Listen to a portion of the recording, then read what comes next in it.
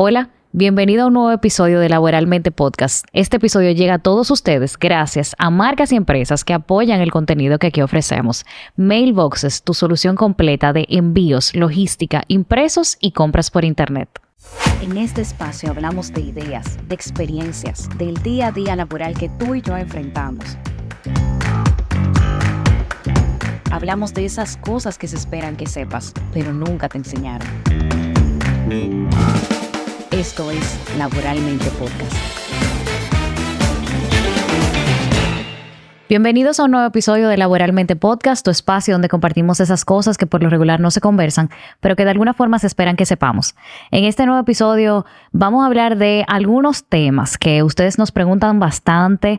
Hay muchas dudas alrededor de esto. También sé que se van a aclarar algunas inquietudes, algunas cosas que pueden ayudarte a tomar decisiones cuando se termina la relación en trabajo con tu empleador o tu empleado. Antes de empezar, siempre recordarles que todos los lunes compartimos en nuestras redes vacantes previamente depuradas. Las empresas nos envían estas vacantes que ustedes pueden aplicar a ellas directamente. Entonces, si tú estás buscando una nueva oportunidad laboral, si un amigo, un familiar o hasta un compañero de trabajo, recuerda que ahí puedes encontrarla. También en nuestro grupo de WhatsApp, si eres Patreon, puedes acceder a comunidad donde, aparte de compartir más vacantes de forma diaria, tenemos conversaciones sumamente interesantes donde podemos compartir esas opiniones de cosas que a todos nos pasan en el día a día laboral y que estamos ahí para ayudarnos y entendernos.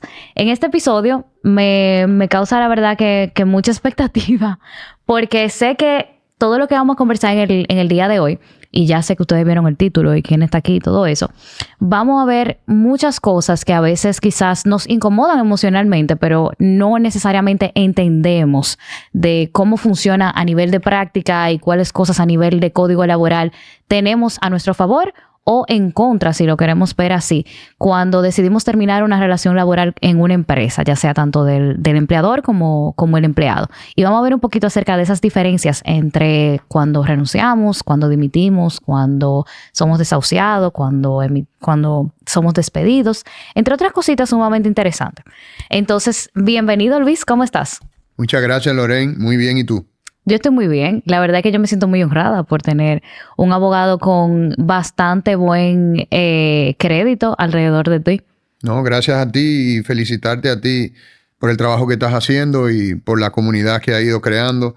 Realmente conversar de estos temas laborales y de otros temas como tú haces de manera frecuente le permite a la gente aprender en cabeza ajena, que es una de las cosas más difíciles y más valiosas, y ahorra mucho tiempo y dinero. Y nada, feliz de poder estar aquí contigo. Espero que no sea la última y feliz de poder colaborar con tu podcast. Yo te esperé así como con una avalancha de cosas, como una avalancha de preguntas, porque la gente envía muchas preguntas a Laboralmente y uno trata, tú sabes, de ir contestando, de ir educando al respecto, porque la verdad es que alrededor de todos estos temas hay primero muchos temas emocionales, hay mucho desconocimiento y también hay muchas malas prácticas que hacen que las personas adopten un conocimiento teórico inventado, que quizás debe de ser aterrizado. Y por eso pienso que tú eres una persona perfecta para tratar estos temas. Y decía que te esperé con una avalancha porque yo te mandé un grupo de preguntas que recopilaba un poco de eso, de las preguntas que las mismas personas nos hacían, preguntas que serían interesantes conversar.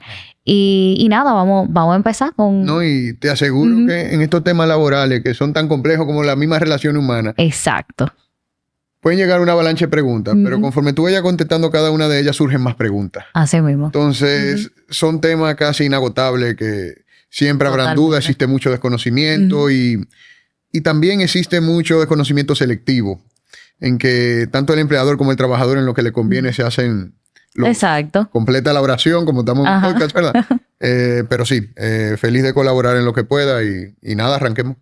Tú sabes que es por eso, porque entra mucho, yo decía ahorita lo emocional, pero también entra un tema económico, donde la gente se hace de la vista gorda de muchas cosas simplemente porque no le conviene. Y pasa de ambas partes. Y al final, para eso existe un código laboral que debe de ser intermediario entre ambas partes. Y entonces, bueno, pues la relación debería de fluir sobre eso, pero sabemos con tantos casos que a veces las pruebas están ahí, sabemos cómo funciona la cosa y aún así no llegamos nunca a un acuerdo. Sí. Y algo que siempre sucede bastante, que de hecho yo conversaba este fin de semana con alguien que vivió mucho este tema, son las personas que están en una empresa y ellos decidieron o deciden salir de la empresa.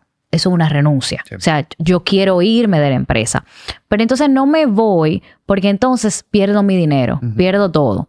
Entonces eso lleva a la primera pregunta de la renuncia. O sea, como que, ¿qué pasa con tus prestaciones laborales si decido renunciar?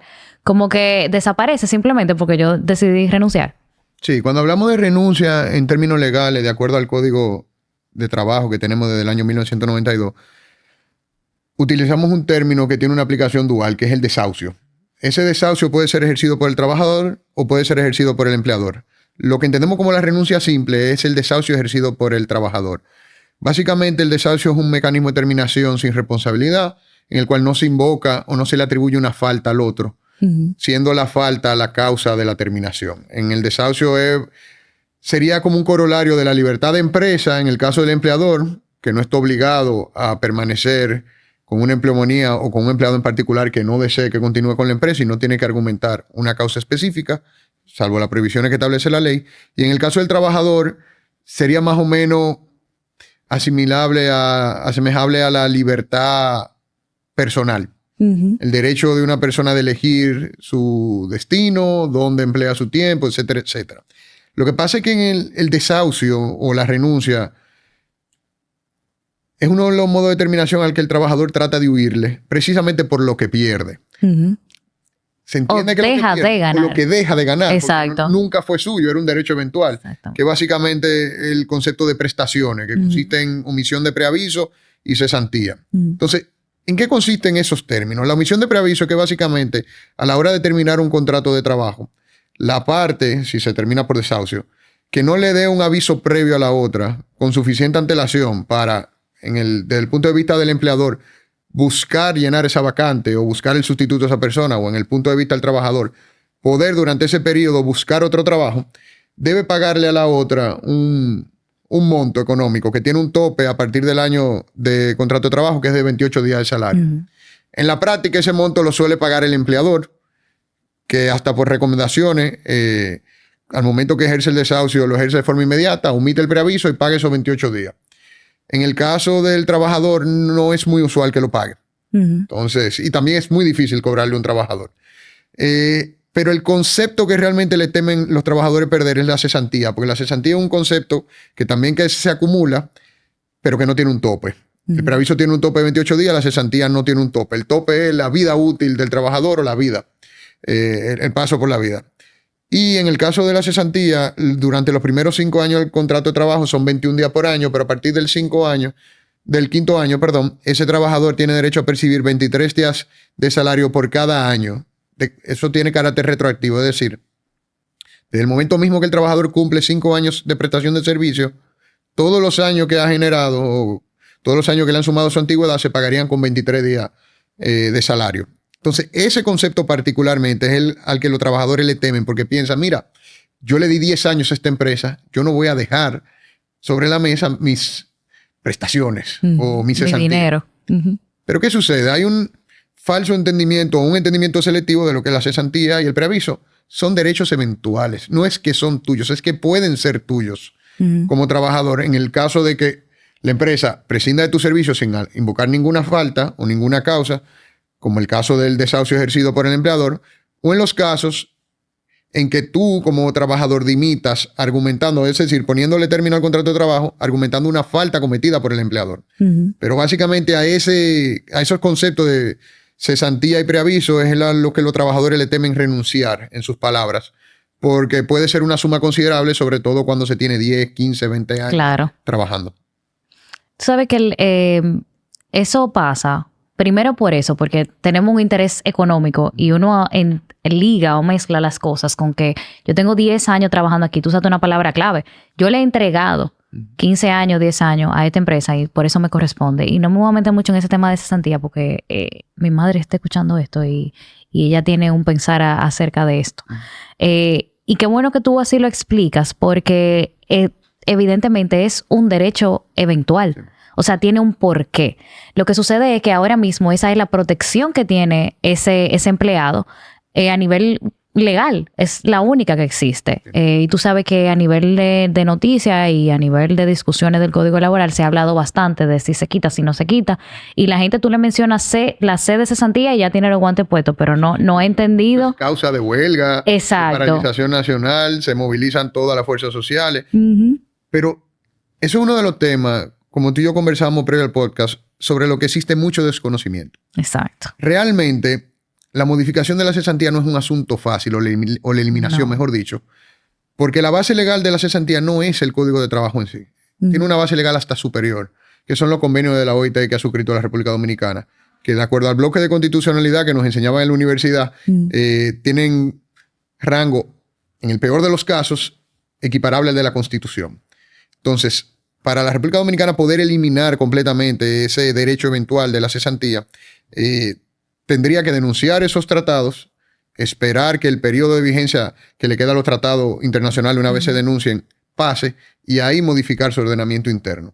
Entonces, cuando se habla de reforma del Código de Trabajo, y en eso yo comparto parte del sentimiento, de la frustración que han expresado los actores empresariales y políticos, por tocar, aunque sea por encima o discutir, aunque no se vaya a modificar el tema de la cesantía, se detienen otras conversaciones y se detienen otras modificaciones que la República Dominicana como país y como sociedad y como mercado necesita que se modifiquen.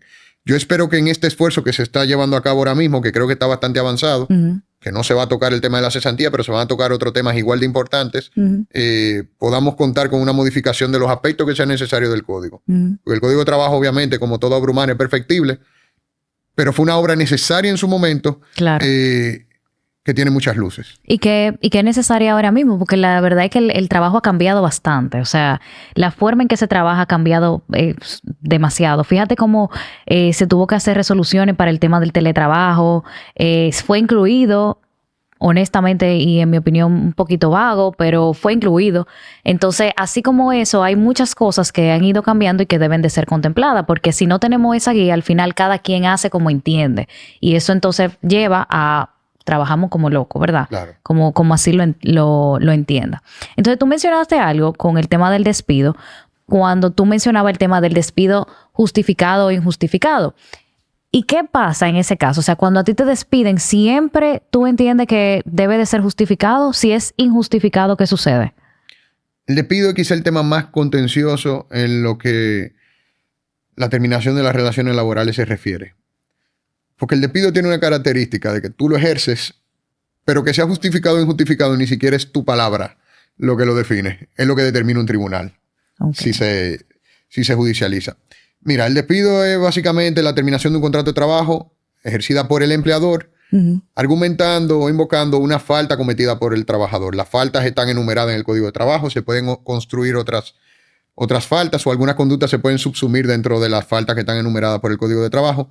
Pero básicamente ese es su fundamento. Es la terminación de un contrato ejercido por el empleador, argumentando faltas cometidas por el trabajador. ¿Qué sucede? Que en el caso del despido, el beneficio, por llamarle de alguna manera, que tiene la empresa, el empleador en este caso, de ejercerlo y de que sea un despido justificado, que se sostenga en un tribunal, es que el trabajador no va a ser acreedor de prestaciones. Y como hablamos anteriormente, la cesantía particularmente es la más gravosa desde el punto de vista financiero de los derechos que pudiera tener un trabajador. La empresa se ahorra eso y muchas veces por eso es lo que lo motiva a ejercer el despido. Otras veces el despido se motiva por faltas reales que se cometen. Pero en el despido no basta con que la falta haya ocurrido y hasta que se pueda documentar, porque existen muchas razones por las cuales los tribunales, aún en casos de comisión de falta, declaran el despido injustificado. Podemos hablar de manera enunciativa de 2 o 3. Por ejemplo, es muy común que grandes empresas multinacionales se instalan aquí, no conocen del todo la normativa laboral y aplican políticas de trabajo idénticas a las que manejan emplean esos países en su casa matriz. Pero la realidad laboral desde el punto de vista legal es muy distinta. A modo de ejemplo, esto ha pasado muchas veces. Y es una recomendación que nosotros en la firma le hacemos a las multinacionales que se instalan desde el inicio. Hay muchas instituciones que cuando se reporta la comisión de una falta por un ejecutivo, por un empleado de cualquier nivel, lo llevan a comités. Agotan una especie de debido proceso interno para determinar si la falta es suficiente para justificar un despido o si basta con una amonestación o si la falta fue una denuncia alegre o si no era necesario. Pero ¿qué sucede? El tiempo que se toman esos comités en generar una sesión y en poder deliberar puede pasar 1 o 2 meses. Pero eso choca con lo que establece la normativa dominicana, porque el Código de Trabajo habla de lo que es la caducidad de la falta para fines de despido y la caducidad de la falta para fines de demisión. Y el Código dice que son 15 días desde el momento de la comisión de la falta o, por interpretación que han dado los tribunales en algunos casos, desde el momento en que se toma conocimiento de la comisión. Como empresa, vamos a decir que la multinacional está instalada aquí. Desde el momento que le llega la denuncia o que se convoca a uno de esos comités, ya se tiene conocimiento de la falta. Aunque no se haya comprobado, aunque no se haya escuchado al trabajador, aunque no se haya agotado ese proceso que puede establecer sus políticas. Pero de ahí al momento en que efectivamente ellos llegan a una conclusión, pueden haber pasado 2 meses, y ese despido, aunque la falta se cometió y pudo haber sido una falta grave, ese despido termina siendo injustificado. Entonces, eso es uno de los problemas que se encuentran las empresas extranjeras cuando se instalan en el país y que es importante advertírselos de entrada. Para que adapten sus procesos, que quizás son hasta más beneficiosos para el trabajador, porque le dan el derecho a la presunción de inocencia, lo escuchan, etcétera, etcétera, contrastan opiniones y hacen informes o investigaciones profundas. Pero eso, lamentablemente, no va acorde con la normativa laboral. Claro. Y le puede resultar mucho más cara la terminación al empleador, aun cuando tenga la razón. Otro ejemplo, el Código de Trabajo establece una obligación a cargo del empleador en los casos de despido, de aparte de comunicárselo al trabajador, notificarle al Departamento de Trabajo o a la autoridad local que ejerce esa función en las distintas provincias del país. Y ese plazo es de 48 horas. ¿Qué sucede si la empresa se enfoca tanto en justificar la falta que no lleva a cabo esa comunicación? Eso. Entonces, el Código de Trabajo establece que entonces se reputa injustificado el despido con las consecuencias económicas que eso acarrea. Otro ejemplo.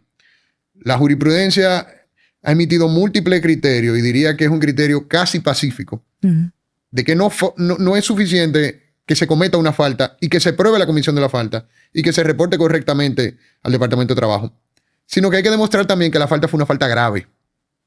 Porque la jurisprudencia en ese sentido trata de proteger el contrato de trabajo porque entiende que el contrato de trabajo tiene un elemento relacionado con la vida humana y con la vida familiar del trabajador, porque es su sustento lo que está en juego.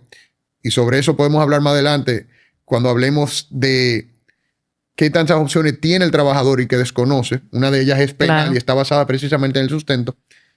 Entonces, como te comentaba, como es el sustento lo que está en juego, el legislador exige, se ha puesto rígido, los jueces se han puesto muy rígidos en ese tema y exigentes.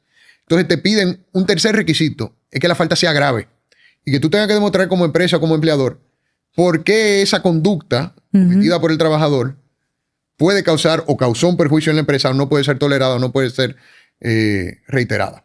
Entonces, entre esas 3, te la digo de forma meramente enunciativa porque habrán muchísimas otras cosas que llevan a un despido a ser declarado injustificado, pero esos 3 requisitos quizá difíciles de explicar porque la norma en ese sentido es claro. Bueno, esta es una falta, esta falta hace que el despido sea justificado.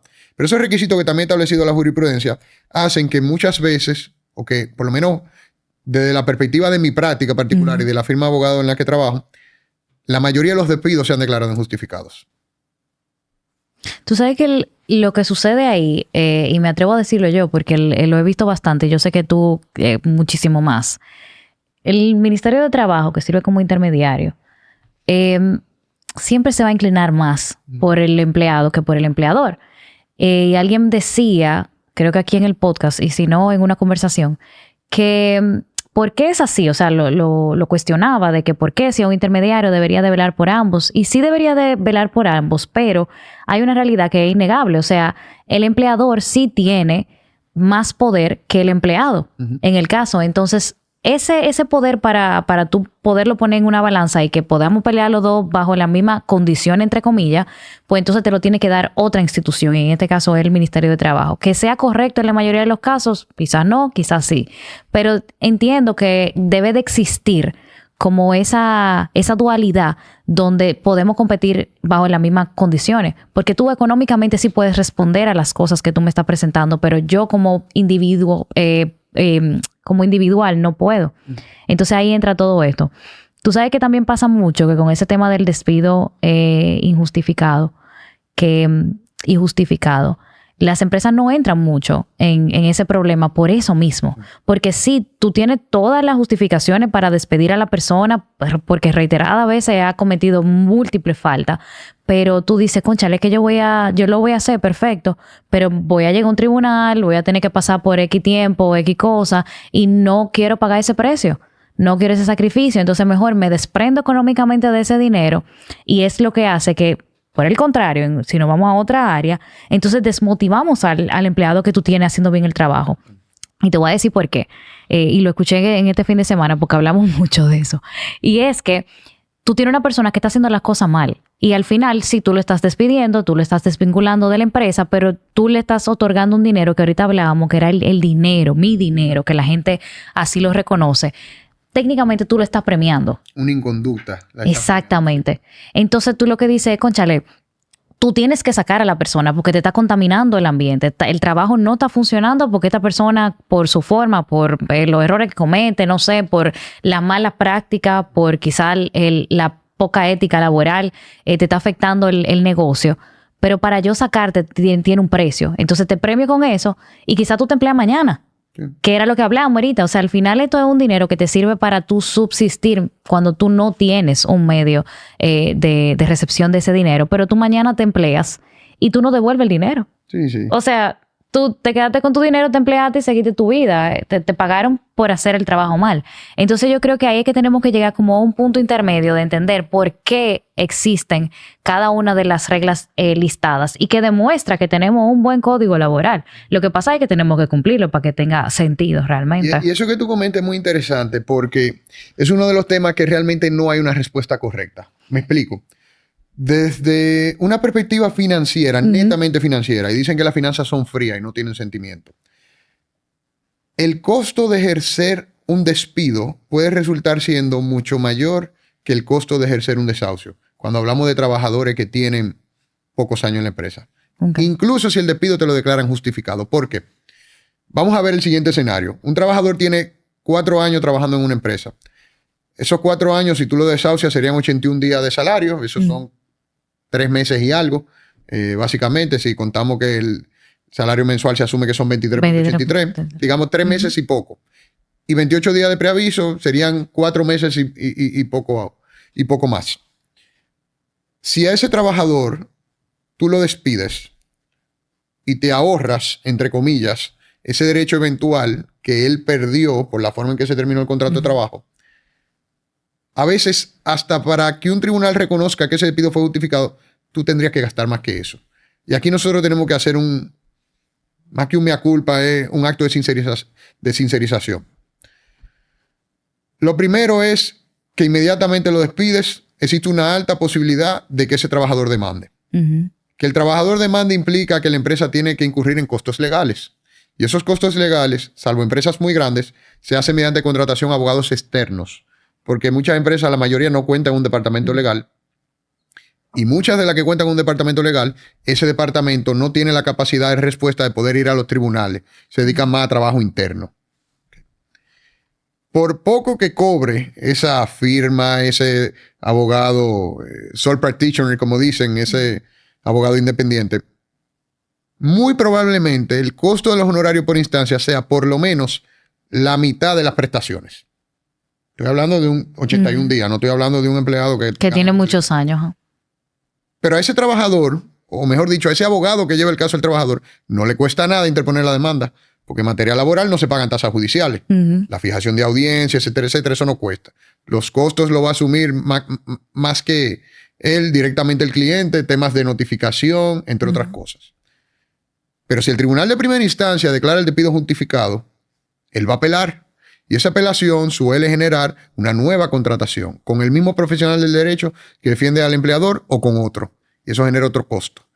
Entonces, lo que te quiero decir es que no hay una respuesta correcta, porque si bien lo que tú dices es algo que yo comparto y que muchos clientes me comparten, no. Aunque me salga más caro, yo personalmente quiero mandar un mensaje de que no premio inconductas y que incluso si un tribunal en segunda instancia o la Suprema Corte de Justicia en ocasión de una casación envía a la Corte de Trabajo y le reconocen que el despido es injustificado, va a cobrar en 3, 4 años, como una manera, como un acto más que de ego, de defender el honor de la empresa o del empresario. Yo lo entiendo esa postura. Pero debemos llegar a un balance en que defender la verdad material de lo que causó la terminación no salga más caro que terminar cediendo y pagando prestaciones por un simple desahucio. Realmente, desde ese punto de vista, y aprovechando que nos encontramos en el marco de discusiones de una potencial reforma del código, eso sería importante abordarlo. Claro que sí. Y tú sabes que eso desde ese punto de vista que sucede bastante, pero ¿qué pasa? Si, por ejemplo, tenemos el escenario contrario, o sea, tú fuiste despedido y fue un despido justificado, pero en realidad no fue ningún justificado nada. ¿Cómo una persona, que ahí vamos con el tema de que tú tienes más poder que yo, cómo tú dices, ok, ¿cómo yo me defiendo en este caso ahora?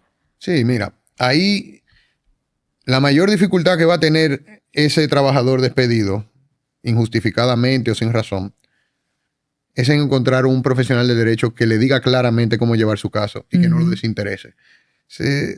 Desde hace tiempo ha germinado y ha crecido mucho en la sociedad una práctica de desinteresar a los trabajadores. Y hay trabajadores que ni siquiera están conscientes que han demandado. Van donde un abogado, el abogado le da 15, 20 mil pesos, interpone una demanda a su nombre y en vez del 30%, que es lo que por ley, de acuerdo a la ley 302 de honorario, se le permite cobrar como tope, termina cobrando todo.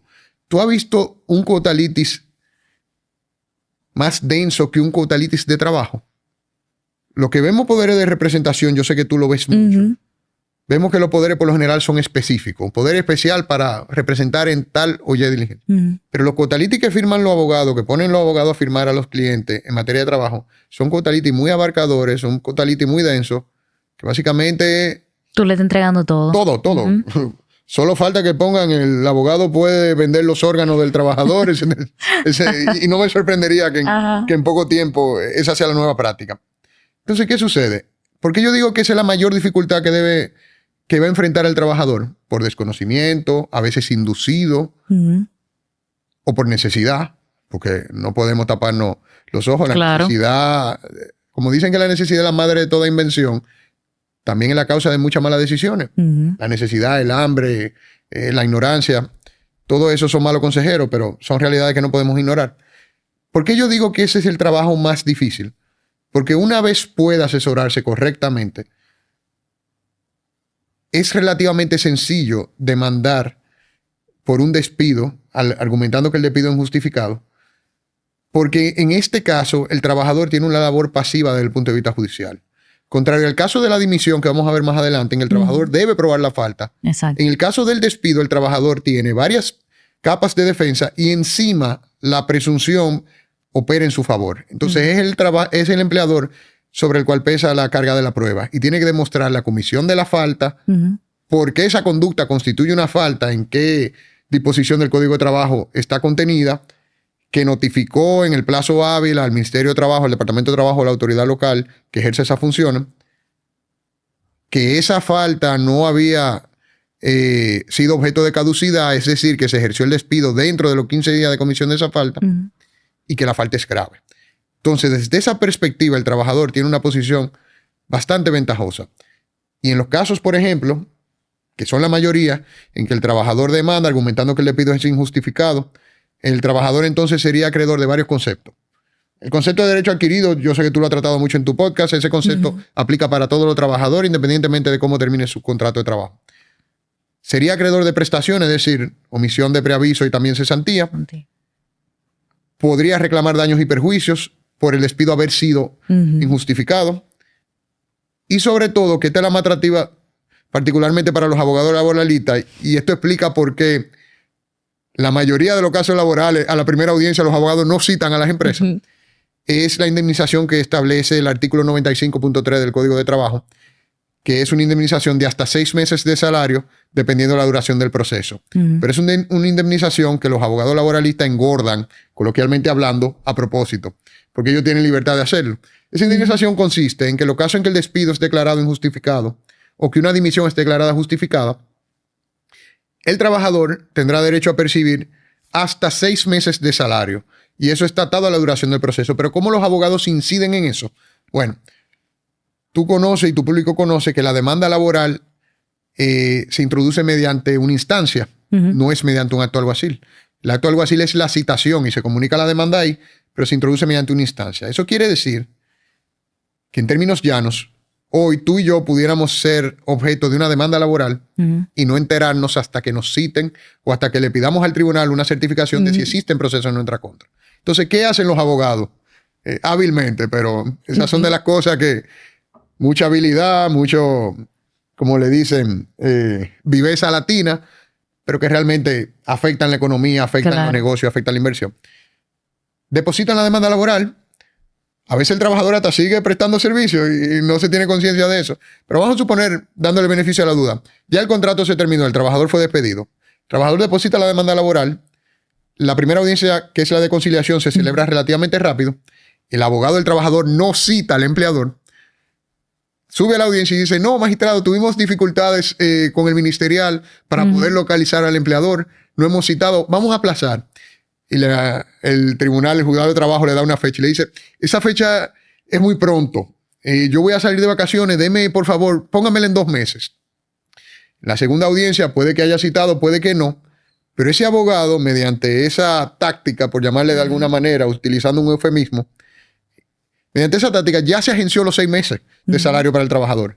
Y solamente le queda ganar el caso, es decir, que el despido se ha declarado injustificado. Y ya encima de las prestaciones, encima de los daños y perjuicios, va a ser acreedor ese trabajador y por vía de consecuencia indirectamente el abogado, o a veces hasta directamente, porque en la práctica se ven cosas no éticas de que el abogado es el dueño del caso, de esos 6 meses de salario.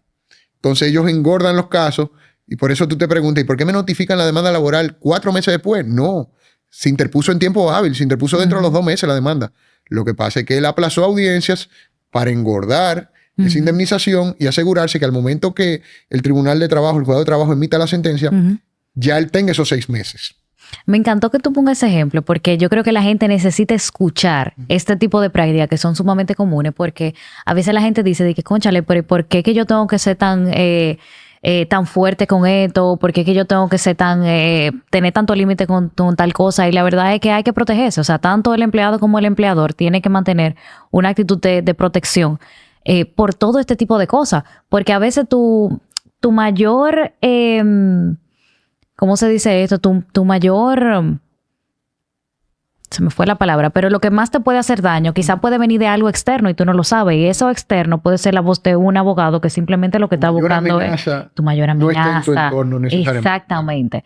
Muchas veces sí, pero muchas veces no. Y entonces ahí es que nos vemos bastante afectados. La verdad es que todo ese tipo de práctica, yo le decía a alguien que conversaba hace un tiempo ya, y es que no todo el mundo puede manejar toda la información. Y a pesar de que estos temas son sumamente necesarios y es bueno que la gente los conozca, los maneje, sepa qué utilizar, qué no, que si le están hablando de una cosa, por lo menos tenga una noción básica de qué es lo que está pasando.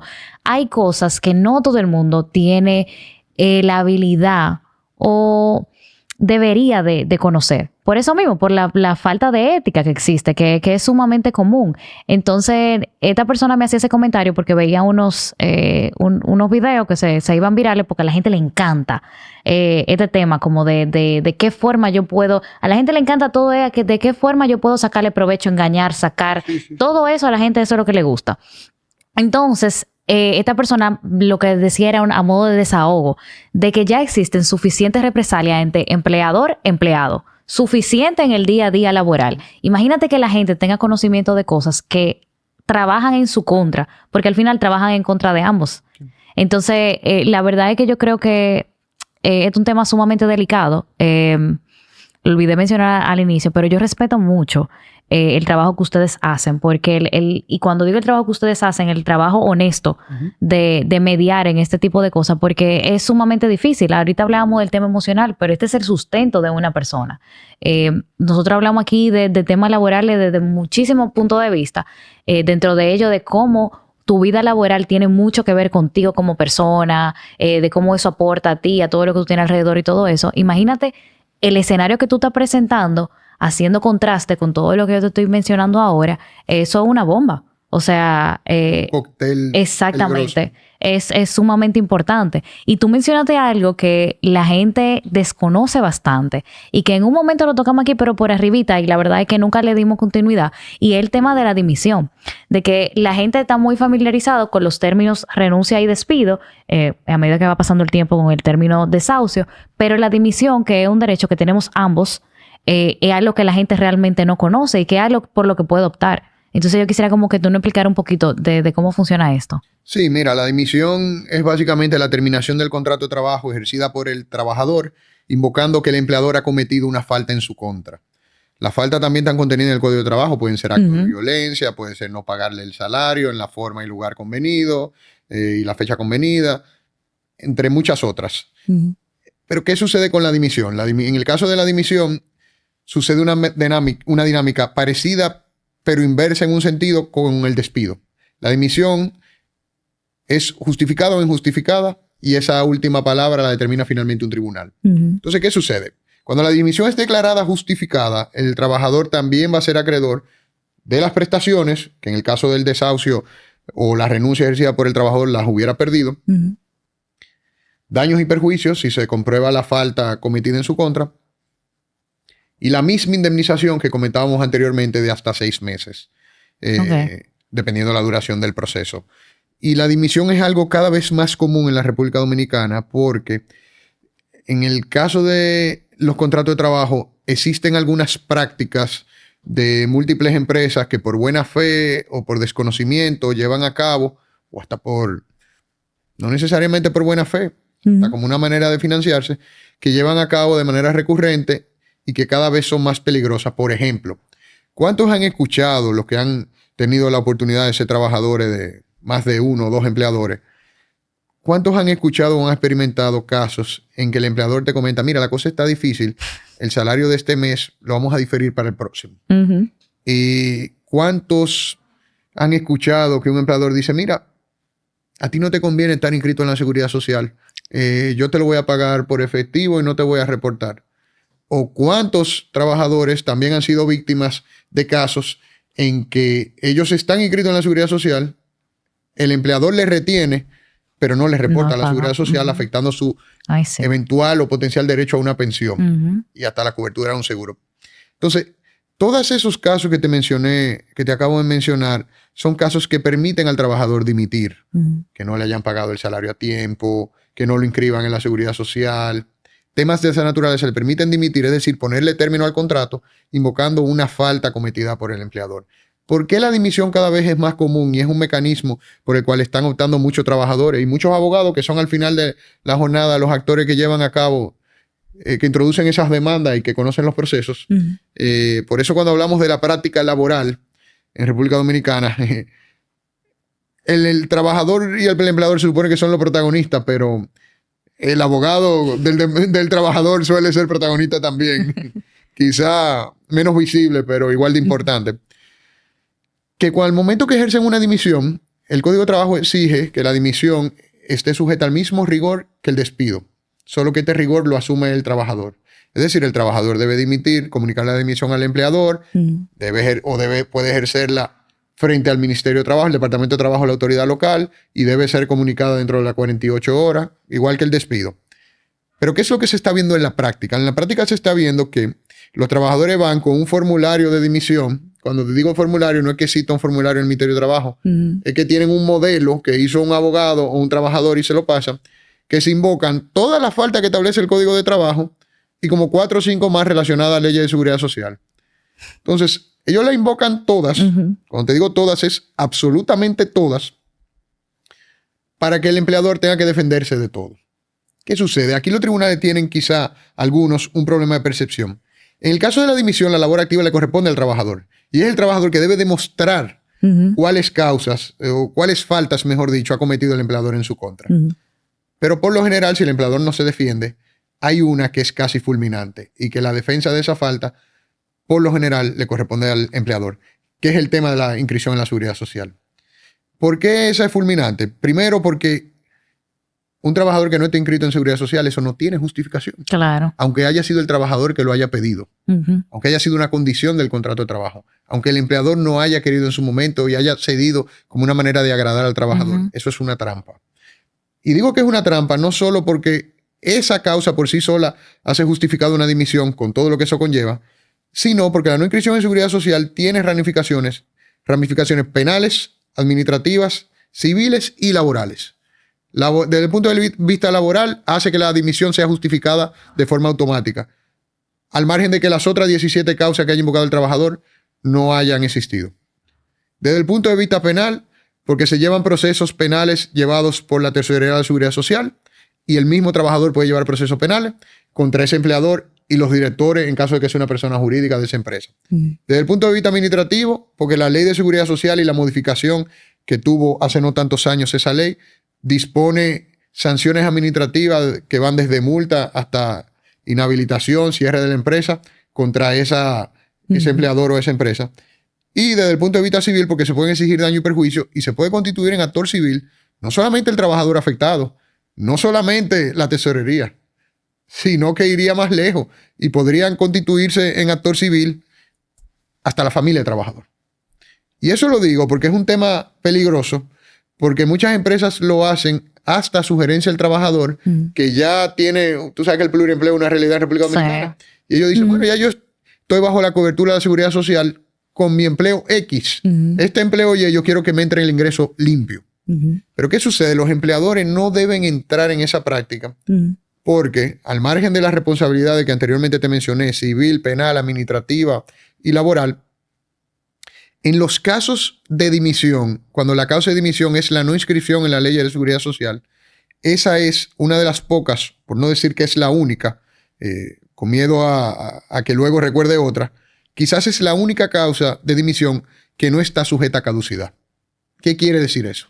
Que si tú no me inscribiste y yo tomé conocimiento hoy de que no estoy inscrito en seguridad social y yo dimito 4 años después, esa dimisión no es caduca. La causa de dimisión no ha caducado porque se considera la jurisprudencia, en eso el criterio es totalmente pacífico, que la afectación a la ley de seguridad social, es decir, la no inscripción de un trabajador o la inscripción y no reportar el salario real, porque esa es otra. Sí. Te inscribo con un salario inferior para ayudarte. Común. O la inscripción, pero retenerle al trabajador y no aportárselo al sistema, son causas continuas que se renuevan automáticamente y que por ende no caducan, precisamente porque lo que están afectando no es ni siquiera el derecho actual de ese trabajador, sino su derecho a un plan de vida y un retiro digno. Claro. Porque ese trabajador que hoy no es inscrito en la seguridad social, pese a que está en el sector formal de la economía, vamos a decir en el sector informal, pero bajo un contrato de trabajo, ese trabajador es un trabajador que va a dejar de percibir por todos los meses en que esa cotización no se hizo, o que no se le reportó, o que no se inscribió en la seguridad social, va a dejar de percibir su derecho eventual a una pensión, y esa pensión se relaciona con el derecho fundamental al plan de vida. Exactamente. Entonces, por esas razones, la dimisión ha cobrado mucho auge. Y otra de las causas que están utilizando mucho los trabajadores, que también está recogida en ese formulario, en ese modelo que te comentaba anteriormente, es el tema del Comité de Seguridad e Higiene Laboral. Que sobre eso hay mucho desconocimiento en las empresas y obviamente la forma en que opera ese comité, los integrantes, la necesidad o no de las veces que sesione va a depender del número de trabajadores. Porque una empresa pequeña, los requisitos son menores. Pero eso es un tema muy interesante que quizá en otro podcast podemos entrar en mayor detalle, porque ese también lo invocan mucho los trabajadores. Pero el que particularmente es muy peligroso es el tema de la seguridad social. Tú sabes que ahí entra también otro actor y hay un tema de recaudación que se ve intervenido, evidentemente, y es por lo que la gente debe de tomar muy en serio todo esto. Entonces, tú mencionabas un caso que es bastante común y es el tema del pluriempleo. Sí. Y es que también yo entiendo que los empleadores deben... Evidentemente, esto es asesoría legal. La gente tiene que asesorarse antes de tomar decisiones que, como tú decías, le pueden perjudicar fuertemente. O sea, este perjuicio que estamos hablando puede llevar a una empresa a quebrar, 100%. A un negocio pequeño a simplemente desaparecer. O sea, es grave lo que se está aquí conversando. Y hay mecanismos que se pueden utilizar. O sea, yo cuando veo casos como eso, yo digo, señores, pero, o sea, es verdad, tú tienes una persona que está trabajando contigo y tiene otro empleo que te dé servicios profesionales. O sea, tú tienes que manejarte porque ¿por qué tú quieres que esta persona te cumpla un horario, por ejemplo? Que puede llegar entonces a confundir los servicios profesionales con quizás con el contrato de trabajo. Y entonces entran como ese tipo de confusiones que te puede crear esos loops legales que al final te juegan en contra. Pero al final es la falta de conocimiento. Y yo creo que por eso es que es tan importante que la gente primero se abra a la conversación, porque primero tenemos un concepto un poco cerrado de lo que nosotros conocemos y entendemos de cómo funciona la cosa, y en base a eso, pues entonces damos los pasos o lo que entendemos cómodo. Y ahí somos culpables todos, somos culpables la persona empleada y somos culpables como empleadores también, porque entendemos que es suficiente ya todo el trabajo que tenemos que hacer, que si DGI, que si esto, que si el trabajo en sí mismo, que si el mecanismo, y entonces también tengo que gestionar personal, tengo que hablar con TCS, como que todo ese tipo de cosas que hacen que se abrume una persona iniciando un negocio, hace que se cometan esos errores que tú bien decías. Y eso que tú comentabas es muy importante, porque a veces uno tiene que hacer un ejercicio de empatía para entender el fenómeno. Para nosotros entender por qué pasan estas cosas, por qué existe un desconocimiento y por qué los empleadores, vamos a hablar de los empleadores particularmente en este caso, porque son quienes suelen incurrir en esos gastos, porque los empleadores no suelen asesorarse correctamente. Nosotros tenemos que situarnos en la posición y ver la perspectiva de esas personas.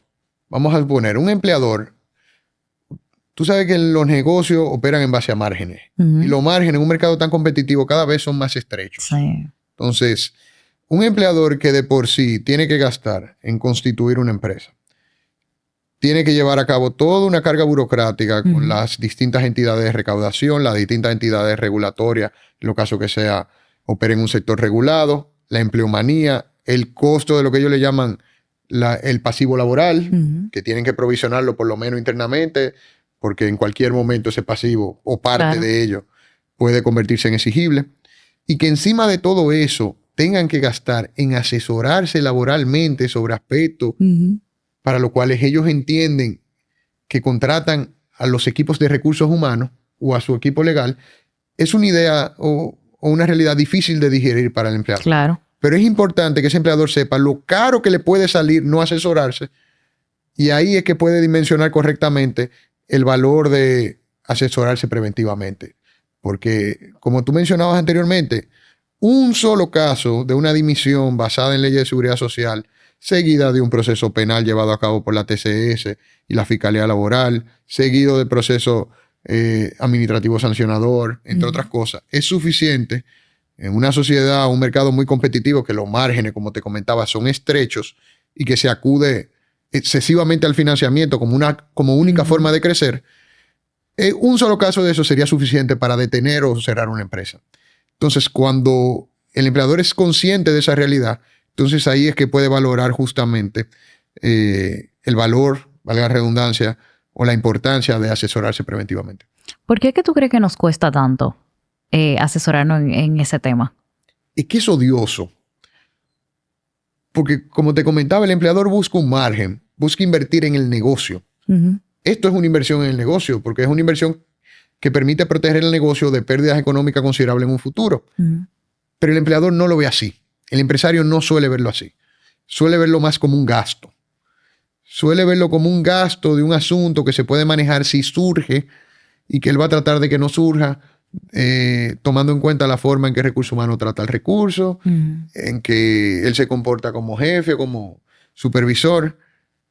Pero es una inversión, y hay que cambiar ese paradigma de verlo como un gasto, porque es una inversión, y es una inversión importante, porque hablábamos al principio de aprender en cabeza ajena. Bastaría con que las empresas contraten, ni siquiera contraten, le pidan a sus equipos legales ya conformados que hagan un compendio una vez al año de 10 o 15 decisiones laborales, el costo de que declaren un despido injustificado, el costo de un proceso contra la TCS en ocasión de violación a la ley de la seguridad social, para que se den cuenta que es una inversión, porque una inversión que lo que permite o lo que busca es garantizar la continuidad del negocio, o por lo menos evitar que esa sea la causa del cierre. Exacto. Es difícil, pero es por eso, porque son cosas que uno no maneja. O sea, yo decía ahorita, son demasiadas cosas, porque hay que decirlo. O sea, son demasiadas cosas cuando tú estás iniciando un negocio, y no aún cuando tú lo estás iniciando. Tú estás creciendo en el negocio. Son muchas cosas a las que uno se enfrenta. Y considerar el tema de que gestionar personal en sí ya es lo suficientemente tortuoso. Y digo la palabra tortuoso, ¿verdad? Porque aquí sabemos todo lo que eso conlleva. Puede ser súper bonito, pero también tiene mucho sacrificio. También conlleva mucha responsabilidad. Y una responsabilidad que yo considero que es compartida, o sea, una responsabilidad que tanto el empleado tiene que tener conciencia de cómo funcionan las cosas o cuál es el contexto y sentido de las cosas, y el empleador también de qué hace y qué no hace. Porque tú ponías ejemplos ahorita que tú lo escuchabas y era en verdad, y es cierto que son sumamente comunes. No tenemos dinero para pagarte en esta quincena, te vamos a pagar la siguiente. Tengo conocidos que le llegó a pasar bastante y simplemente no hacen nada. Sí. Simplemente dicen que me van a pagar el mes que viene y recibo mi dinero. Me incomodo, este trabajo, este jefe, mira esto, que ahora no me pagan, que bla, bla. Yo tenía compromiso, pero no hacemos nada porque primero no sabemos que podemos hacer algo sobre eso, y segundo también entra un componente emocional. Era lo que decíamos ahorita, porque cónchale, fulano que ha trabajado conmigo, yo lo entiendo, esto es una situación difícil de la empresa, pero antes no era así. Y bueno, pues yo me sacrifico por la empresa también. Eso pasa también. Y eso es una decisión, pero yo creo que nosotros tenemos que ser conscientes de que es una decisión. No que simplemente es lo que hay. Exacto. Y si no me pagaron, no me pagaron. Y si mi jefe me habla mal delante de todo el mundo y ejerce algún tipo de violencia física que sucede también, pues eso no es algo natural porque simplemente es mi jefe, sino que yo tengo algo que me protege, pero que yo tengo que saber identificar para levantar una bandera. En los casos que realmente es cierto, pero en los casos donde la persona, por la viveza de que tengo quizá una inclinación a que lo que yo diga tiene más valor que lo que quizá pueda decir una empresa, pues entonces lo que estamos haciendo es dañando el sistema. Y tenemos que también ser conscientes de eso, de que lo que quizá a ti te pueda agregar, y no voy a usar la palabra valor, te pueda responder a una necesidad inmediata que tú tienes porque, no sé, dentro de tu poca ética tú decidiste, está dañando no solamente un sistema, sino lo que tus generaciones van a acarrear por eso. Y yo creo que tenemos que hilar muy fino con esas cosas, porque al final esas relaciones pueden ser ahora, pero nos afectan a lo largo de nuestra vida profesional. Yo recibí un DM de una persona que decía, mira, yo pienso que yo estoy como en una lista negra. Yo estoy como en una lista negra porque a mí no me contratan en ningún sitio. Y la persona se sinceró y me dijo, mira, hace algunos años yo estuve en un proceso judicial, yo no sé si quizás sea por eso. Y la verdad es que en su caso así yo le respondí a ella y abiertamente lo comparto. Las listas negras son invisibles. Sí. O sea, las listas negras son un jefe que le dijo a otra persona, mira, yo trabajé con ella y en verdad no, le hice un comentario un día cenando y ya, la gente se queda con la percepción del otro. Eso pasa mucho. O simplemente se dio una mala referencia. Esas son listas negras también. No siempre son casos así extremos que tiene que ser algo muy específico, que tú vayas a entrar a ver un caso y que viste que fulana tuvo un caso en X tiempo y por eso no te voy a contratar. Uh-huh. Porque existe la posibilidad de que esa persona tenía la razón. Pero también existe la creencia de que si yo ejerzo mi derecho en contra del empleador, a mí nadie me va a contratar o me voy a tronchar mi camino. Y por eso muchas personas no ejercen ese derecho. Y eso se ve mucho, sobre todo en el trabajador de grado profesional o más avanzado. Vamos a suponer un profesional con maestría que ocupa una posición de gerencia o más arriba en una industria muy especializada. Vamos a poner un ejemplo, ingeniero industrial. Un ingeniero industrial que ejerce su profesión dentro del ámbito de las zonas francas, dispositivos médicos, a modo de ejemplo. Son 10 o 15 empresas. Sí. Un ingeniero industrial que ejerce project management, no, mejor dicho, que ejerce supply chain o cadena de suministro en supermercados. Son 5 o 6. O empresas que producen o que distribuyen productos de consumo masivo. O farmacéuticos, tú dices. Son 5 o 6. Los actores dentro de ese mercado son limitados. Entonces, ese tipo de trabajadores que por lo general son profesionales, y son profesionales cuando digo son profesionales, no es por un acto de discriminación, sino porque es el profesional que mayormente, porque el profesional que menos rotación tiene, la mano de obra menos capacitada suele tener o sufrir mucho mayor rotación y por ende la referencia no es tan importante. Pero a ese profesional, a ese gerente, a ese ingeniero, le cuesta mucho tomar la decisión de renunciar. O le cuesta mucho tomar la decisión aun cuando esté despedido injustificadamente, de demandar, precisamente por miedo a su próximo empleo.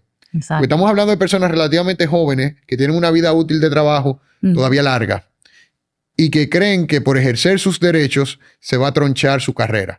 Y en algunos casos lo lamentable es que puede ser así. Hay industrias o mercados tan especializados y con un número de actores tan limitados que sucede eso.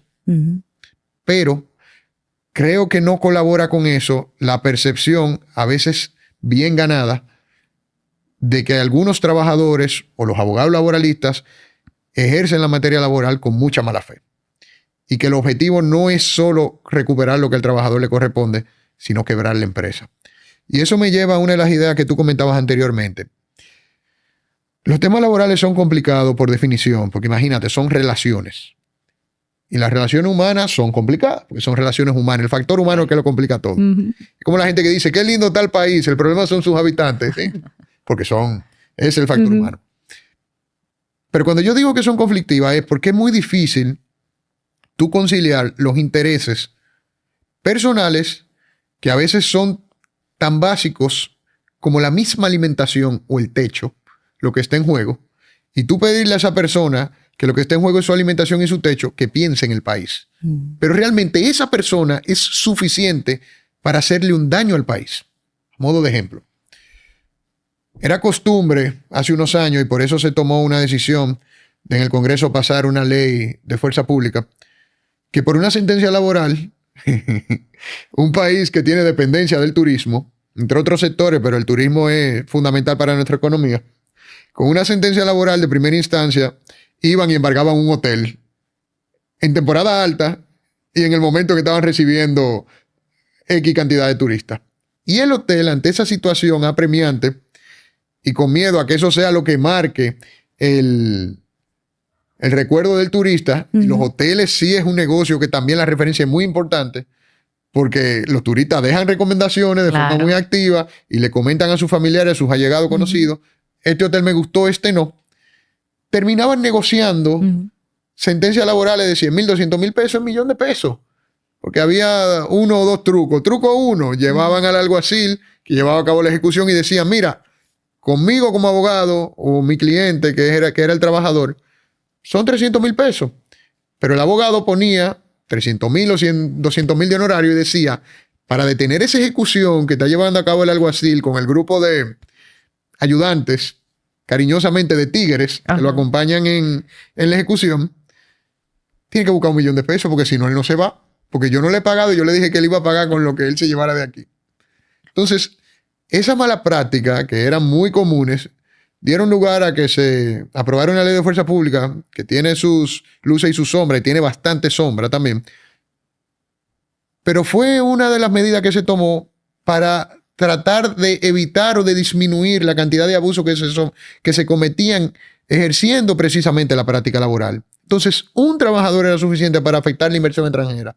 Un trabajador era suficiente para dañar, por lo menos temporalmente, o lacerar la imagen del país como destino turístico o destino de inversión. Y un trabajador era suficiente para incidir negativamente en la economía. ¿Por qué? Porque un proceso de esa naturaleza, en algunos casos, podría hasta justificar que una empresa que pensaba invertir decidiera no invertir. Porque es muy desagradable presenciar una ejecución. Es muy desagradable, no solo para el turista, sino para el trabajador de la empresa que están embargando, ver eso. Porque imagínate tú que una empresa esté experimentando un embargo de esa naturaleza, se detiene prácticamente gran parte de la empleomanía. Primero, porque el dominicano es pendenciero por naturaleza, le gusta verlo. Segundo, hasta para atender la situación. Y tercero, no es nada más que está perdiendo dinero, es que está dejando de producir, porque tiene que afrontar ese riesgo para tratar de desactivarlo en el plazo más corto posible. Entonces sí, es muy difícil tú conciliar el interés del país, la necesidad de desarrollar, de seguir desarrollando y haciendo crecer la economía, el valor fundamental que tiene la iniciativa privada en el desarrollo de la economía y en la mejora de vida de los ciudadanos, con el hambre o la necesidad de una persona en un momento determinado, que quizá para esa persona, y hasta a veces es entendible, es mucho pedirle cuando uno le dice que piense antes de llevar a cabo X o Y actuación, que anteponga los intereses del país sobre sus propias necesidades, ni siquiera intereses. Entonces sí, es una labor muy compleja de la cual se necesita difundir mucho conocimiento y que también necesita que la parte tengan actos de sinceridad más a menudo. Sí, eso es porque, mira, tú mencionabas mucho el tema de los actores que entran en todo esto y cómo aportan a que las cosas no sean tan sencillas como pudieran ser. Entonces, quizás nosotros podemos caer en que llegamos a este punto porque nos incitaron, porque teníamos un abogado que nos estaba asesorando de qué forma, es verdad, podemos llegar a ese punto. Pero yo creo que hay un punto donde ya entra la razón tuya y donde tú dices, Mierkina, esto cumple con lo que mi cometido. Hasta aquí llega lo que yo quería. Ajá. O hasta aquí llega lo que otra persona quiere. Y entonces ahí entran más personas, porque ahí también está la familia que dice, sí, que fulano trabajaba, tú tienes que pelear por lo tuyo, o sea, ¿cómo entra eso? Y no quiero jamás que se confunda con todo lo que conversamos aquí, de que las personas no pueden ejercer su derecho. La finalidad de todo esto es que la gente sea consciente de todo lo que hay alrededor de esto, de que sí, que ejerzamos nuestro derecho con sentido y en contexto, que seamos partidarios de tener conversaciones difíciles, que son estas conversaciones bastante difíciles que hay que tener con los empleadores, de llegar a acuerdos también, de entender que hay herramientas que se pueden utilizar tanto para los empleados como para los empleadores y que hagamos uso de ellas, pero bajo el contexto de que entendemos cómo funcionan realmente las cosas. Y yo quisiera saber, ¿por qué tú crees que la gente no entiende? O sea, no sabe cómo realmente funciona esto, o a qué cosas tiene derecho, o cómo puedo acceder a ella, porque sabemos que tenemos un ministerio de trabajo, pero tú hablas con cualquier persona regular o promedio y te dicen, no, eso está ahí ya, como que no saben que cuentan con muchas cosas a las que sí tienen acceso. Mira, yo te diría que una es consecuencia de la ignorancia colectiva, otra es consecuencia de la ignorancia selectiva, de que la gente sabe lo que quiere y lo que no le conviene desea no saberlo, sí. O se hace el que no lo sabe. Y otra es porque quizá, y en eso diría que la noticia es hasta positiva, nosotros vivimos en un clima de relativa estabilidad social. Y ojalá siempre sea así y hasta mejore. Pero cuando yo hago referencia a ignorancia colectiva y a ignorancia selectiva, me refiero a lo siguiente. El dominicano sabe muy bien, conoce muy bien uno de los conceptos laborales que es el llamado doble sueldo, el salario de Navidad. Ah, sí. Y lo sabe muy bien. Porque nunca lo calcula de modo que le corresponda menos. Claro. Y sabe bien que antes del 20 de diciembre, que tienen que pagárselo, etcétera, etcétera. Dominicano, el tema de las vacaciones, es decir, los días de vacaciones lo conoce muy bien. Pero hay temas particulares en que el trabajador los desconoce, la empresa a veces lo desconoce y hasta paga además por error. Sí. Y algunos trabajadores que lo conocen disimulan desconocerlo o simulan desconocerlo. Por ejemplo, la participación de los beneficios de la empresa. La participación de los beneficios de la empresa, que obviamente, según el código, hay empresas que no están sujetas a ella, empresas agrícolas, zona franca, etcétera, etcétera. Bueno, la participación de los beneficios de la empresa es básicamente un derecho que tiene el trabajador a recibir, cuando digo el trabajador, no es ese trabajador, sino los trabajadores de una empresa, a recibir el 10% de los beneficios netos de un año fiscal de una empresa, obviamente con fines de lucro. Esto no aplica para los condominios, esto no aplica para las ONG o asociaciones sin fines de lucro, no aplica para ese tipo de empresas. La ley establece dos cifras que el dominicano pretende desconocer cómo se aplica, que es 45 y 60 días. Si el trabajador tiene menos de 3 años, son 45 días de salario, el tope, y si tiene más de 3 años, son 60 días. Pero lo que establece la ley, que se complementa con el reglamento de aplicación del Código de Trabajo, que es un decreto del año 1993, un año después del Código, es que esos 45 y 60 días son topes de lo que puede recibir individualmente cada trabajador. Y el reglamento del Código de Trabajo establece una fórmula de cómo dividirlo proporcionalmente. ¿Qué quiere decir eso? Que si la empresa dejó 10 millones de pesos y la empleomanía es tan vasta en números que no da para que ellos alcancen ese tope, se tiene que dividir de forma proporcional para que todos alcancen la misma cantidad de días. Entonces, pero eso es un tema que el dominicano o que los trabajadores les conviene desconocer. Ujú. Pero, y eso es a lo que me refería con ignorancia colectiva. Con ignorancia selectiva, muchas veces los trabajadores creen estar desprotegidos. Y realmente no. La norma es bastante protectora del trabajador y no solo el Código de Trabajo, sino normas especiales. A modo de ejemplo, tú hacías referencia anteriormente a las personas que le dejan de pagar. Ujú. Muchos trabajadores, la gran mayoría de los trabajadores no conocen que el Código de Trabajo establece un proceso penal que venía desde la época de Trujillo, en una ley que se llama la Ley 3143. Esa ley habla sobre el trabajo realizado y no pagado y sobre trabajo pagado y no realizado. Ujú. Pero en el caso del trabajo pagado y no realizado se refería a contratistas. Pero el caso del trabajo realizado y no pagado era trabajadores. Y eso fue modificado por el artículo 211 del Código de Trabajo y establece un proceso penal bastante rápido de acción. Se cita ante la fiscalía, pero luego se puede llevar como acción privada. Y la acción privada en materia penal es la más rápida de todas. Contra el empleador y contra los directores, en caso de que se trate de una persona jurídica del empleador, en los casos en que no se haya pagado el salario a tiempo. ¿Por qué? Esa es una de las pocas excepciones a lo que en derecho se entiende como una regla casi general. Ujú. Pero tú te habrás dado cuenta que en derecho hasta lo general permite excepciones. No hay nada absoluto. Que es que no existe apremio corporal por deuda civil. Nadie cae preso por deber dinero. Okay. Bueno, eso tiene excepciones. Está, por ejemplo, el estelionato, que es la venta de la cosa ajena, o la venta de una cosa sin reportar las cargas o gravámenes que posea, etcétera, etcétera. Y está también el trabajo realizado y no pagado. Entonces, el empleador que le deje de pagar a un trabajador puede ser sometido a un proceso penal, puede ser condenado a pena de prisión, más la multa que acompañen como sanción accesoria, particularmente a la empresa si es una persona jurídica. Y eso tiene un sustento que ha desarrollado la jurisprudencia y que también desarrolló la doctrina y se discutió en el momento de aprobación del Código de Trabajo. Hay un libro muy, muy importante, que es un libro verde grande de Lupo Hernández Rueda, Código del Trabajo Anotado, que es desde el año 1992. Lupo Hernández Rueda fue uno de los autores del Código de Trabajo, de la comisión que designó el presidente en aquel entonces para presentar el Código de Trabajo. Y ese libro hace referencia a los orígenes de todas las disposiciones que tiene el Código de Trabajo y hace una relación con qué dice la OIT sobre cada artículo. Es un libro que es de consulta obligatoria para los que ejerzan materia laboral. Y yo diría que hasta para los equipos de recursos humanos, porque permite entender no solo lo que dice el Código, sino la razón o las razones que llevaron a que esa norma fuera aprobada. Y hasta te compara qué decía el Código de Trujillo con el Código de Trabajo. Pero el artículo 211 del Código de Trabajo establece ese carácter penal para el trabajo realizado y no pagado, porque la jurisprudencia y la doctrina han desarrollado que cuando tú no le pagas a un trabajador, no es lo mismo que cuando tú no le pagas a un prestador de servicio o cuando tú no le pagas a una empresa que tú contrataste con una relación comercial.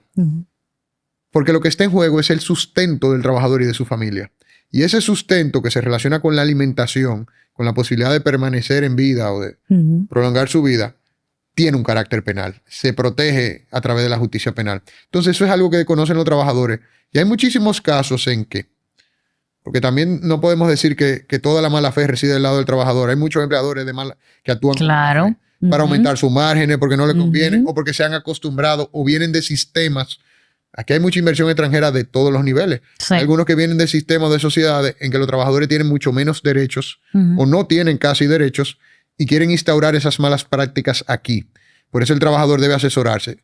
Pero si los trabajadores conocieran que tienen esa arma tan potente a su favor o a su alcance, de someter penalmente a la empresa, someter penalmente a su director o a su propietario por no haberle pagado a tiempo, yo estoy seguro que esa mala práctica, no te puedo asegurar que se descontinuaría, pero por lo menos disminuiría considerablemente. Claro. Y esa es una de las múltiples armas que tiene el trabajador para poder reclamar sus derechos. Y comparto contigo la reflexión de que por reclamar un derecho sin mala fe, si no reclamar lo que te toca, nadie debe ser vetado o puesto en una lista negra o se debe dar una mala referencia por esa razón. Pero la realidad de la sociedad es la que es. Y como comentábamos, hay mercados tan especializados que demandar a un empleador, aun cuando tú tengas la razón, es un riesgo que algunos profesionales no asumen, algunos trabajadores no asumen, precisamente pensando en su próximo trabajo. Exactamente, es así. Luis, yo te agradezco muchísimo por tu tiempo. Yo creo que aquí se han respondido muchísima duda y creo que se han creado muchas dudas más que yo sé que la persona va a compartir y que te voy a estar escribiendo pronto para que sigamos conversando. Yo sé que esta conversación, aparte de generar dudas, de responder dudas, también va a traer como una nueva forma de ver cómo cada actor en todo este proceso funciona y desde dónde, y cómo lo que nosotros hacemos aporta o desayuda al crecimiento de las empresas, de nosotros como profesionales, del desarrollo de nosotros como país a nivel laboral, y que nosotros tenemos mucha importancia. Me gustó mucho que tú pusiste ese punto de vista y que lo que cada uno hace agrega bastante a lo que podría ser o dejar de ser el futuro de nuestro país en materia laboral. Sí, es así. Y Lorraine, gracias a ti por la invitación y permitirme acceder a tus seguidores, tu público.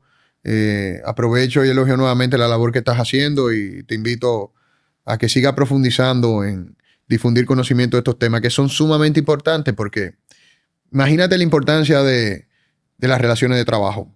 En una sociedad productiva, aquí en República Dominicana es verdad que existe un alto componente de informalidad, pero quizá entre el 48 y el 50-51% de la economía es formal. Exacto. Y al ser formal, generalmente se basa en relaciones de trabajo, contrato de trabajo. Incluso las empresas que prestan servicio como contratistas, a su vez tienen una empleomanía. Entonces, las relaciones laborales, que son elementos omnipresentes en las sociedades como la sociedad dominicana, son temas que hay que conocer, que hay que tratar y que hay que tratar sin tabú, hay que tratar abiertamente. Y hay que tratarlo desde una perspectiva no solo del beneficio individual, sino del beneficio colectivo. Y de mi parte, quedo a la orden y cuenta conmigo para cualquier otra sesión y en lo que pueda ayudarles, un gusto. Y muchas gracias por la invitación. Yo lo tomo eso en cuenta. Sí, Cuando sí, me dicen estamos a la orden, yo lo cojo de verdad. No es siendo políticamente correcto, lo digo en serio. Muchísimas gracias y obviamente cualquier duda que tengas tú, que tenga tus seguidores, pregunta que te llegue, siéntete en la libertad de hacérmela y en lo que pueda colaborar cuenta conmigo. Antes de irme, sí quisiera, porque fue algo que conversamos antes porque el objetivo de este tipo de sesiones, aparte de educar a la población, es dar consejos que sean útiles, pero que sean fáciles desde el punto de vista práctico de aplicar. Exacto. Y hay 2 o 3 consejos muy breves que yo quisiera darle a los empleadores particularmente a la hora de tomar las decisiones de prescindir o no de una persona, de su empleomanía, de un trabajador. En los casos en que el empleador vaya a ejercer desahucio, porque es lo importante de asesorarse desde el punto de vista legal, porque la norma dice una cosa, pero la práctica ha demostrado que eso no necesariamente es lo correcto o es lo que le conviene. Una recomendación que le hacemos por lo general a los empleadores es que al momento de prescindir de un trabajador por desahucio, aunque la norma establece un plazo de 10 días para pagar esas prestaciones, que la paguen de manera inmediata al momento mismo de comunicar ese desahucio. ¿Por qué? Porque si tú le das ese margen de 10 días al trabajador, existe una posibilidad de que ese trabajador, si no quiere ejercer sus derechos de buena fe, busque un abogado, firme un quota litis y el trabajador ya no pueda recibir y tengas que hablar con el abogado. Y que el abogado, por su intervención, convierta el proceso en uno mucho más caro y tortuoso. Pero no nada más eso. El código establece lo de los 10 días, que es como un margen para la empresa o el empleador buscar el dinero y pagar esas prestaciones. Pero el código establece una sanción de 1 día de salario por cada día en retardo a partir del 10º día. ¿Y qué sucede también? Que lo hemos visto en la práctica. Y esto es haciendo un acto de sinceridad. Porque como profesional de derecho uno tiene que defender su clase, pero tiene que también defender el país y defender a los clientes.